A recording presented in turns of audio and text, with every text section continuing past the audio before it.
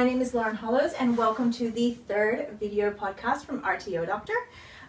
Today we are going to be covering trainer and assessor currency, and this is one that we're covering because it is a very hot topic at the moment, particularly with auditors. It's something that tends to be focused on if you're doing a re-registration audit, extension to scope audit. So we're going to be very briefly covering some of the topics that are involved in that. We're going to try and keep it under 20 minutes today. So for those of you quickly that can't see this, don't stress out too much. What you can do is you can actually go online. You can either go online to rtodoctor.com.au, or you can go onto our YouTube channel and you can download the video show notes, and all the information in here is going to be contained in the video show notes. So the first thing that we're going to talk about today is we're going to talk about some of the requirements and how those requirements break down. Then we're going to talk about trainer and assessor currency and competency. And then finally, what we're going to spend the majority of time focusing on is the industry currency and competency. And the reason why we're doing that is because that's obviously been the focus of audits, is making sure that there is industry currency and competency. And what we're going to do is just answer a couple of questions that I get asked quite often whenever I'm training on industry currency and competency, and also deal with some of the most most common complaints that I hear about having to maintain currency and competency as well. So starting out with the first one, obviously what we're dealing with is we're looking at the requirements, and those are the legislative requirements. So what we look at first is we look at the NSSC, and as of July 1st, 2013, the NSSC requirements updated to say basically that it was the TAE which was required in order to be able to participate in training or assessment. So if you are a trainer out there that has your TAA, or you're a manager and you know your staff only have the TAA, it's really important that you get them upgraded immediately to make sure that they meet that TAE requirements. Now this does go into a little bit more depth, and there are ways to demonstrate equivalency as well. If you're going to be looking at demonstrating equivalency, my recommendation to you basically is that you map out all of the units of competency within that TAE, and you make sure that you can meet every single one of those requirements. So it's almost as if you're undertaking a mini RPL, I guess would be how I would be putting it, but you've got to make sure that you've got all the skills that you would.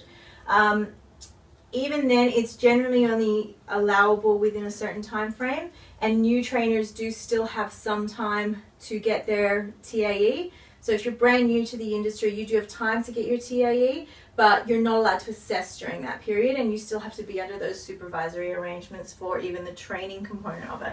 So if you want to find out any more information about that, you can go on and just Google NSSC trainer and assessor requirements.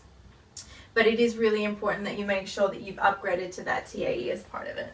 In addition to that, what you also want to be making sure is that you're meeting your training package requirements. And obviously the NSSC, what the part of that is not only that you have your TAE, but also that you have a qualification to the level or above that you are teaching.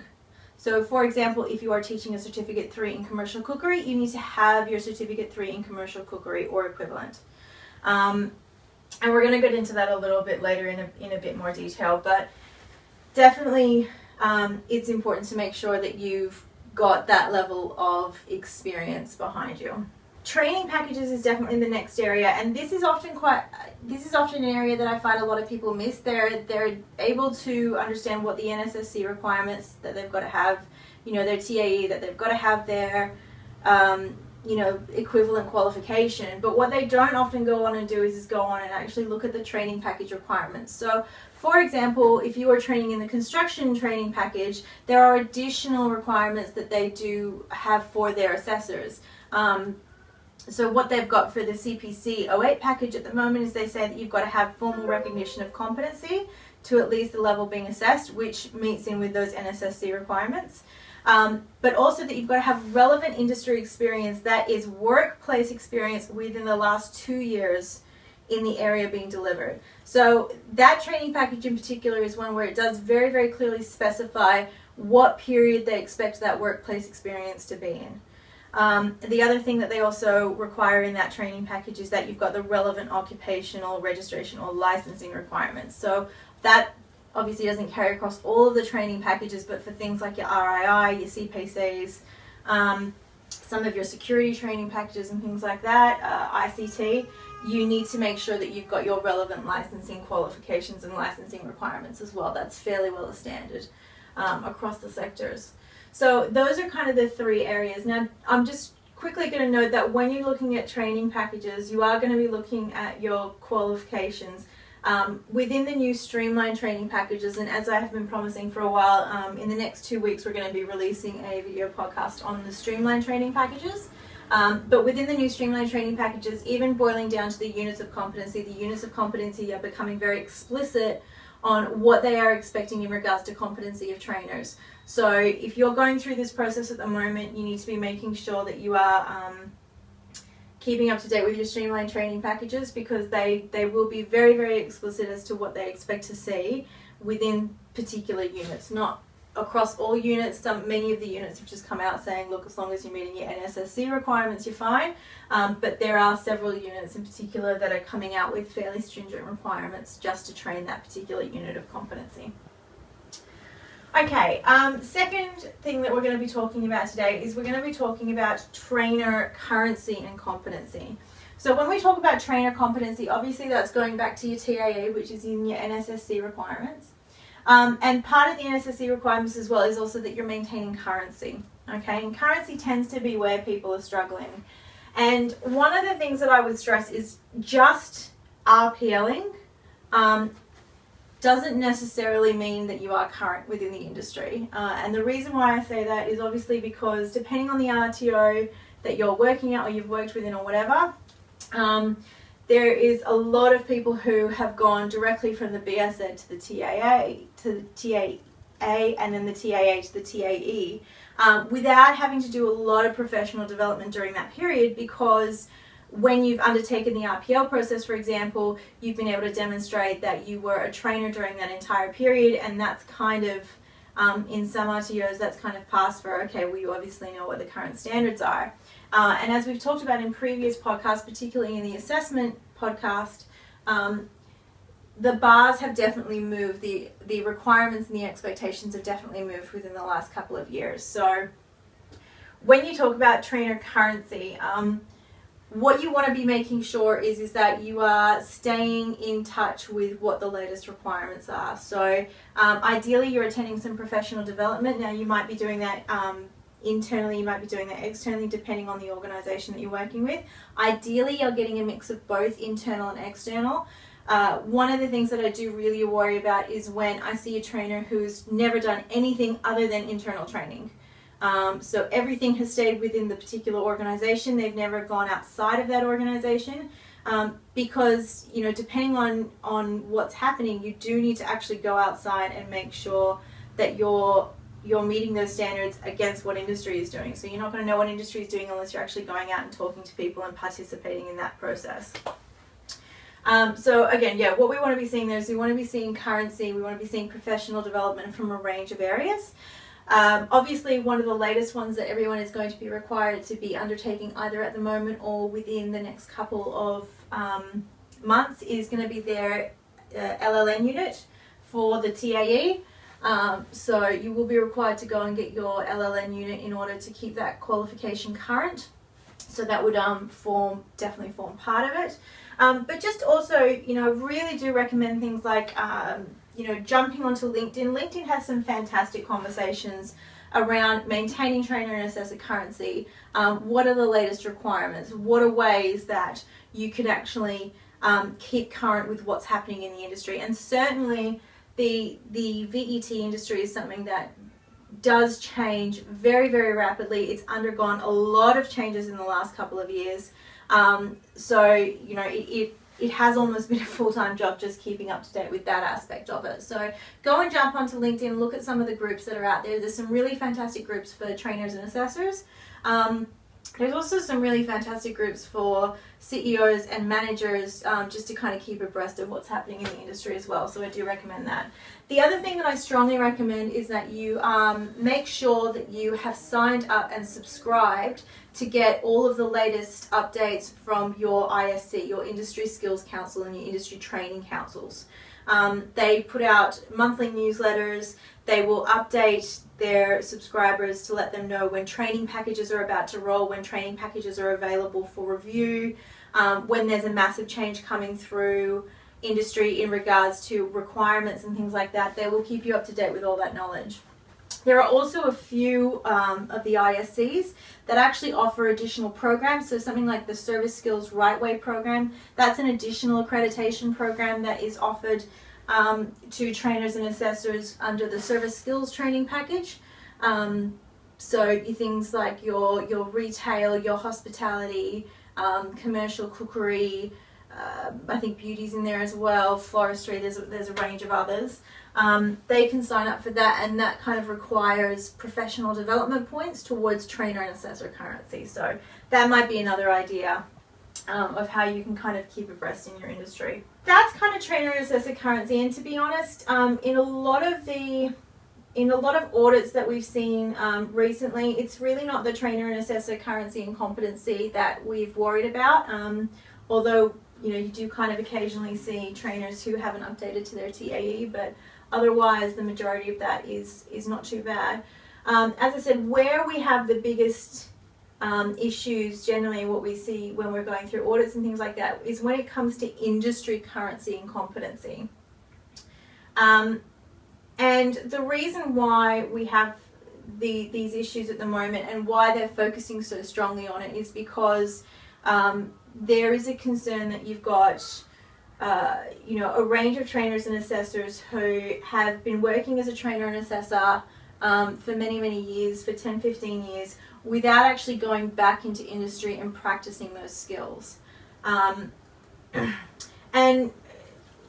look, this is very much a difficult debate to have with people, because to be honest, if you've been a trainer and assessor and you've been training and assessing something for 20 years, then there is a huge amount of information that you can bring. There's a huge amount of experience that you can bring to that role, and there are some really brilliant trainers who have been training for a very long time.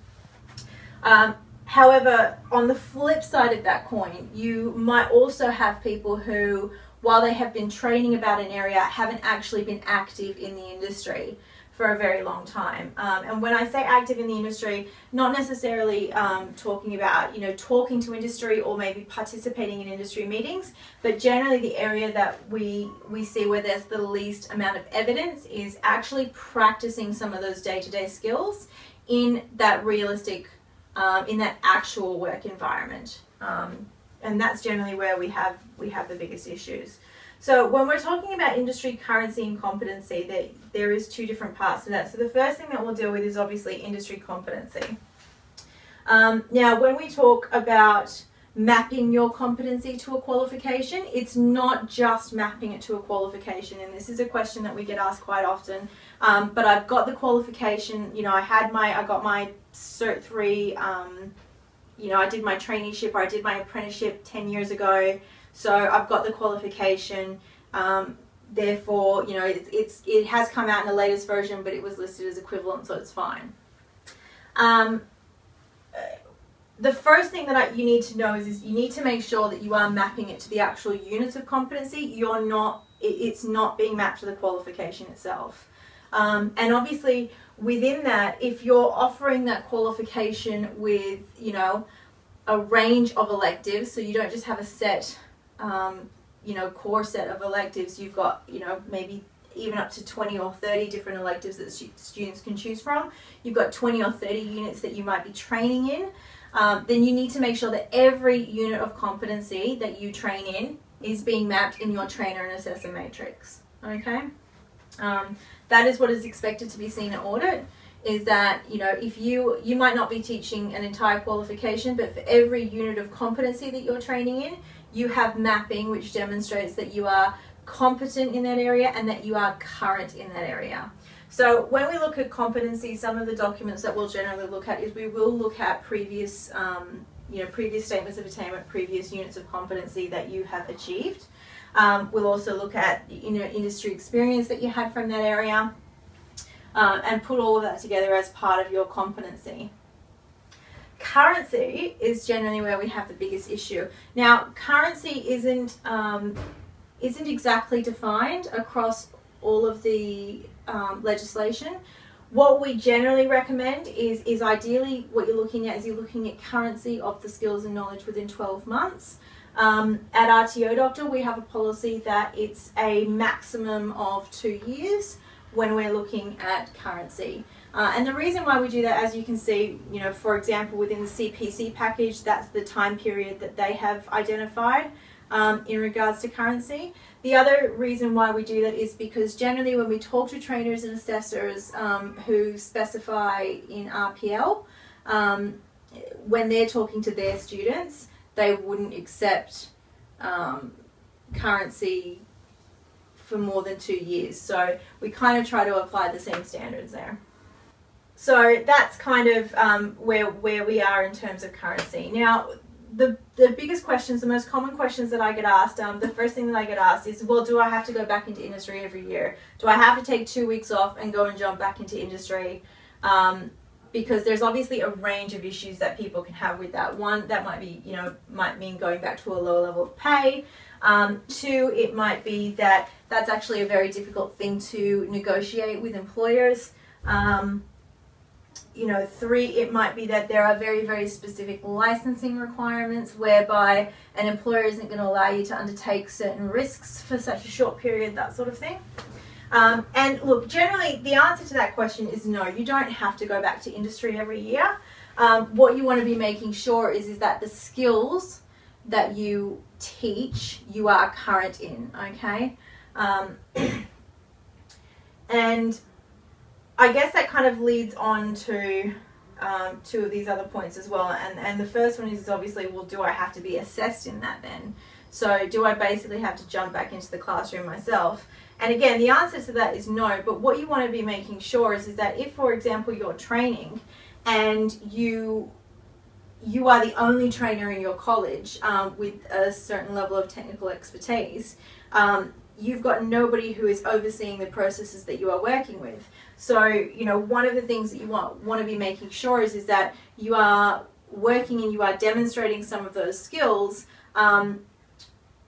where people can either assess the level of that that have a sufficient level of industry knowledge. So quite often what we find is that you, if specifically, for example, if you're in a tradie sort of qualification, you might quite often be working with other tradies. You might be working with business owners and things like that that might be observing your skills while you're doing them as part of an on-the-job training exercise. So you might be going out into a workplace and demonstrating the skills that that you want to be seeing in your students, and you're demonstrating this in the workplace. In that workplace, there might be a supervisor who is available as well. They also kind of oversee and participate in that process. Therefore, they're validating the fact that you are undertaking, you're participating in those skills, and you can perform them to the level that industry expects, generally well above. Okay, so the next section that we're going to deal with is trainer and assessor currency and competency.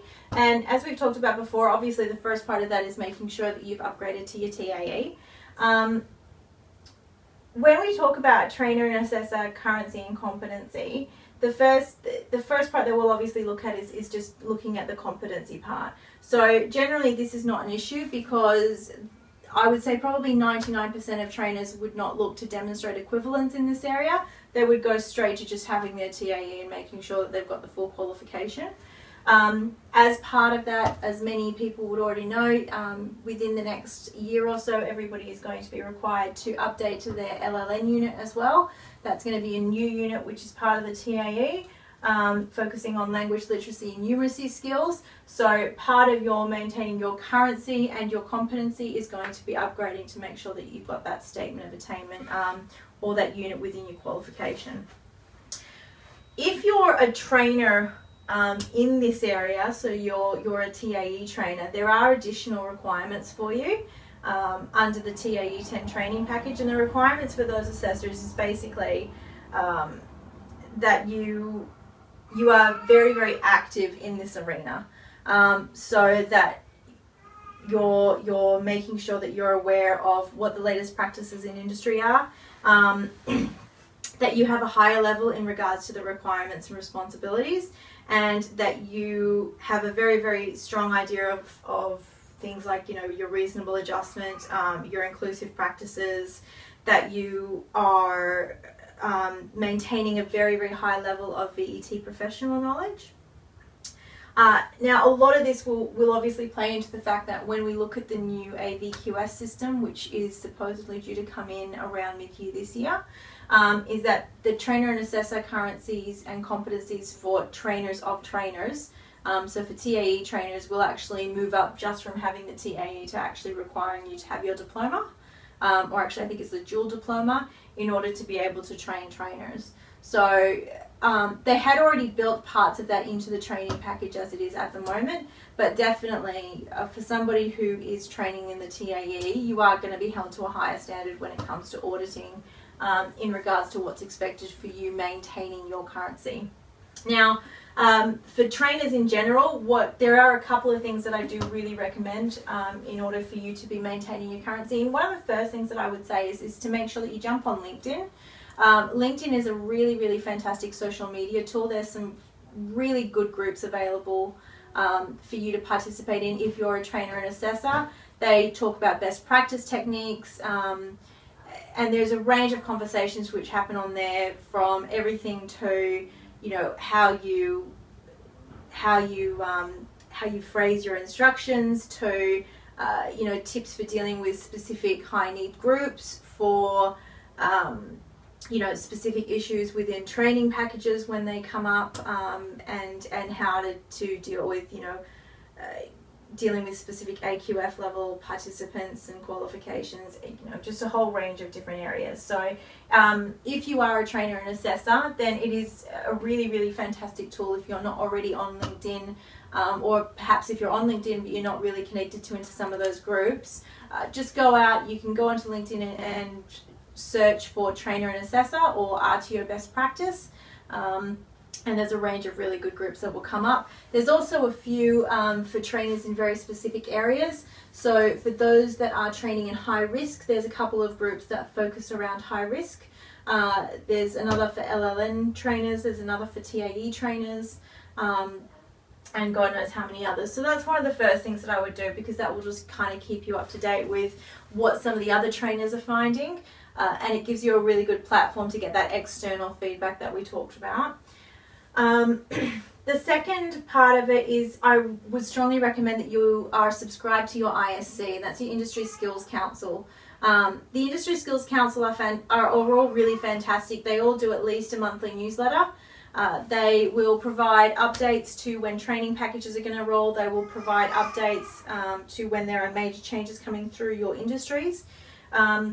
And they will also give you opportunities to provide feedback when new training packages are coming through. And obviously at the moment, with all the new streamlined training packages coming through, there have been some really fantastic opportunities for consultation and for training of trainers and assessors. So there's even been some free training opportunities for anybody who was aware that the Foundation Skills training package came out. They did training all around the country for trainers and assessors, and that was free, so that you could understand, you know, what the requirements were of those training packages and how you could utilize them across the whole range of training qualifications. So, you know, doing simple things like that. I guess one of the concerns that we do see occasionally is that all of a trainer and assessor's currency is coming from internally within an organisation. And that can sometimes be particularly with some of the larger organisations. Often small organisations might not have the resources to be able to provide a lot of internal PD. But what we would definitely be looking for is that there's some sort of mix of internal and external PD that is being undertaken in order for you to maintain your trainer currency. Okay. So if you've kind of got the blend of those things, if you're making sure that you're up to date with your TAE, then those ones are fairly easy to maintain. The last area that we're going to be talking about today is industry currency and competency. And as I'd alluded to earlier, this is definitely the area where we see the most problems for people. And it's generally in specific relation to the skills requirements. So again, if we're talking about breaking down a unit of competency, you've got your performance criteria, your required skills and knowledge, your critical aspects of assessment. Definitely when it comes to looking at the knowledge-based criteria for the unit, trainers and assessors will generally have sufficient evidence to be able to demonstrate that they're up to date with industry. So either they're subscribing to industry magazines, they're out talking to industry representatives, they're undertaking their consultation with industry, and they are keeping very well up to date with, you know, what the latest legislation is in those areas, and you know, the theoretical knowledge about the latest technologies, for example, which might be available in those areas. So in regards to the knowledge components of the units, that's generally not where we see the problem. The issues that we often see brought up when we're talking about audits is when it comes down to actually practicing the skills. Okay, and this really probably goes to competency and currency. When you've got trainers who perhaps might have gotten their qualification, you know, 10 years ago, even 5 years ago, when, you know, your WHS units were not in there or were not as strong, when your when the communication requirements for units weren't as strong. Quite often now there's a sustainability unit within a qualification which wouldn't have been included if you'd undertaken it 5 or 10 years ago. So the qualifications themselves have obviously undertaken quite a lot of changes. But the most common complaint that I will often hear when I do this is that my industry itself hasn't changed. The core skills of doing a specific job, with the exception probably of anyone in the, you know, kind of technology area, that is what we hear. We hear, well, my industry hasn't changed. So the fact that I knew how to use a blowtorch 10 years ago means that I know how to use a blowtorch now. Or that I, you know, knew how to use a hammer 10 years ago, well, I use a hammer the same way now. I guess what I would say to that is that there are very, very few industries that we are aware of that haven't changed in 5 or 10 years. And whether or not it's down to the technical skills, so yes, you know, while the majority of the tools might be the same, you know, there is generally a technological aspect which has been included now into the majority of qualifications. But the groups that you will be working with, the types of employees that are coming out of all of these sectors have changed quite dramatically because they've obviously changed along with society. So, you know, the requirements for being able to communicate with employees and as an employee are different now. Obviously, the regulatory frameworks have changed significantly with the introduction of, you know, WHS legislation, environmental legislation, those sorts of things. And the core groups that you are working with, so the students that you would have had 10 years ago, the strategies for dealing with those students, and the expectations in regards to work quality and things like that, and how the student will interact with that career are quite different. So, you know, yes, there are definitely core skills which will remain across all industries. There are some core things about that industry that you will need to know that continue to be the same. But what we look at when we're talking about industry currency and competency was when the last time was that you actually did it. And that kind of takes us into the second complaint, which is, well, I do it in the, in the X all the time. So that might be I might do it in the training kitchen all the time, or I do it in the workshop all the time, or, I demonstrate this skill in the classroom all the time on our, on our realistic software, or even if they're on real software systems. So that's quite often, something that we will often hear, and reasonably so, because as part of teaching any qualification, you do have to demonstrate the skills to the students in order that they can pick it up, and you do have to demonstrate the knowledge in order for them to take that on. But there is a difference with doing it in those controlled environments in the workshops and the classrooms versus doing it for an employer in a real life scenario.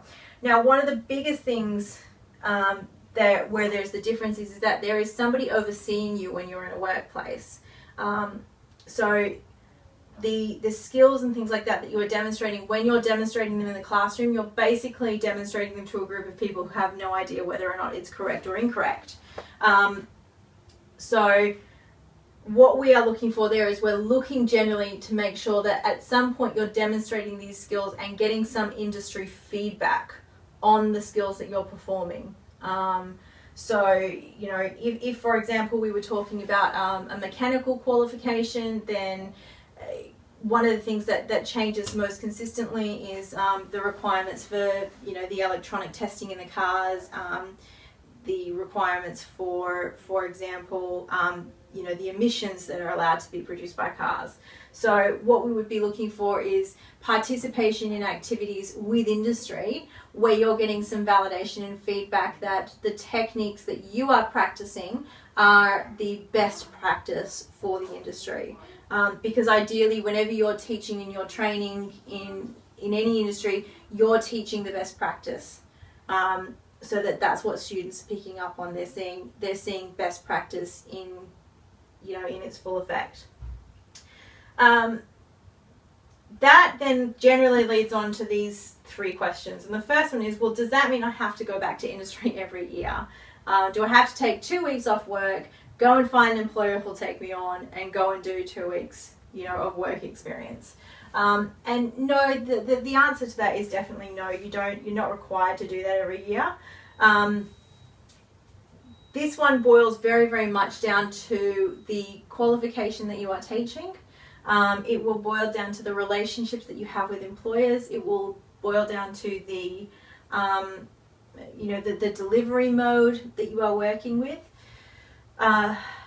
you know, and a range of other issues. But generally what we would say is that there are probably a few skills that, you know, what you would be looking to do is you would be looking to identify maybe, you know, 2 or 3 units where you might be lacking a little bit, and either spend some time going out in industry, you know, and develop the relationships with the employers who do those sorts of things really well.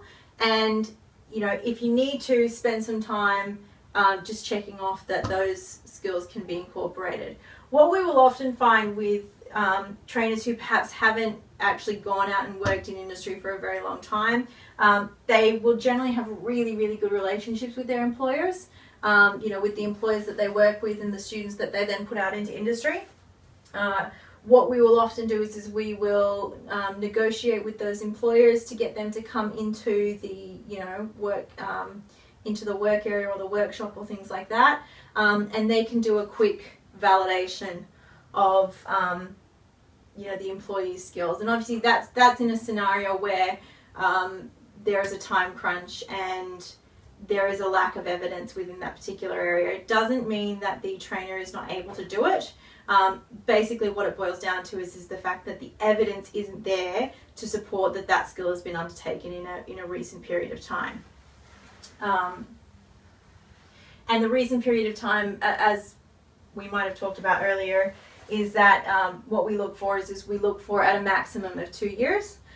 Some training packages are explicit with that, but others aren't, and at RTO Doctor we would definitely say no more than 2 years, although ultimately it is up to the RTO to make that determination. That being said, if an RTO makes a determination and your auditor disagrees with it, it's probably your auditor is going to win that battle. So the second one is then, do I have to be assessed? And this is where we see a lot of mistakes being made, because what we then get is we then get a whole bunch of internal upgrades that happen within the organisation. So the moment a new unit comes out, you know, another assessor from within your same organisation, you know, says, yep, okay, cool, you're up to date with that, and then ticks you off in it. That can cause a lot of problems at audit at times. So again, what we're looking for is we're looking for the industry validation that those skills are current. So if you need to get somebody to come in and validate your skills, we would strongly be recommending that you've got an industry representative coming in to sign you off on the skills, rather than another trainer or assessor within the organisation. The last one then is do I have to upgrade? And look, to be honest, this is really a two-headed coin for me. No, you're not required to upgrade. Absolutely, you can demonstrate equivalency, and there are a lot of trainers, including myself, who train in units that you don't hold the most current unit in, and particularly over the last couple of years, because there have been so many training package upgrades in specific industry areas, it can be a really costly and time-consuming process to make sure. But on the flip side of that, you know, if you are going to be coming up to an audit soon and you have the opportunity, you know, it might be 6 months, 12 months down the track, you have the opportunity to go out and get an upgrade in that area, ideally from an organisation outside of your own, then, you know, that can make it a lot easier for you at times. I don't like the idea of people just going out and getting RPL for the sake of getting RPL'd. And there's definitely a range of industry providers when it comes to RPL. So just because you've got, you know, a certificate that says RPL doesn't necessarily mean that an auditor is going to see that and then not want to see some sort of evidence of currency. In fact, we have seen audits quite recently where, you know, the participant or the trainer does have a certificate that they achieved recently in that area, and the auditor is actually called and still asked for that evidence of currency, and they've been unable to produce it because they weren't asked to produce it for the RPL. So it's a bit of a two-headed coin. So as an overview of industry currency and competency, and look, this one is a very, very difficult area because there's obviously so many different industries to cover. If you've got questions on this section for your specific area, I'm really happy for you to email those into me. But generally what you want to be looking at is you want to be looking at that you've got some sort of evidence that you are keeping current with the knowledge in that area, and as I said, that's a really easy one. So making sure you're subscribing to industry magazines, you're you know, you're working with industry employers, you're making sure that you're going out and participating in your industry validation, moderation, that sort of thing. But also make sure that you are taking time to practice those skills in an industry relevant environment, that when you are practicing those skills in an industry relevant environment, that you're documenting that somehow. I definitely recommend the use of professional development journals or professional development registers. You might just be jotting down, you know, what you know, you've gone out onto a workshop that day, they've required you to, you know, perform a skill to demonstrate it for the students. The employer has signed off on that depending on obviously safety requirements. And just make sure that you're keeping a log of that. Professional development diaries or skills diaries and things like that have gone down well with a range of auditors that I have seen out in industry at the moment. But it's definitely something that you need to be making sure that you're keeping yourself current with, that you're breaking it down unit by unit. So if you train in 30 different units across 4 different qualifications, then make sure that you've got your trainer and assessor matrix covering every single one of those units, and that for each of those units you're looking at your skills and knowledge and making sure that you've got some sort of evidence for each of them. If you don't have evidence at the moment and perhaps you do have an audit coming up soon, then obviously that's a fantastic opportunity for you to be able to create your professional development training and plan for the year or for the next 6 months around that specific area. So as I've said, look, if you've got any questions on this area, and I'm sure there's probably a lot of people that do have questions on this area, please feel free to email me. It's lauren@rtodoctor.com.au. Normally when we train on this sort of thing, I do it over a period of about 4 hours. So breaking it down into such a short period of time does leave a lot of questions unanswered. But we will tackle this one in a little bit more detail in our next podcast as well, when we talk about the streamlined training packages and the trainer and assessor requirements for that as well. In the meantime, please feel free to download the show notes. If you have any questions, send them through to us, and we will, or I will, see you next time. This is Lauren Hollows for RTO Doctor. You can find all of our information at www.rtodoctor.com.au, and you can also follow us on Facebook, LinkedIn and Twitter. Thank you very much.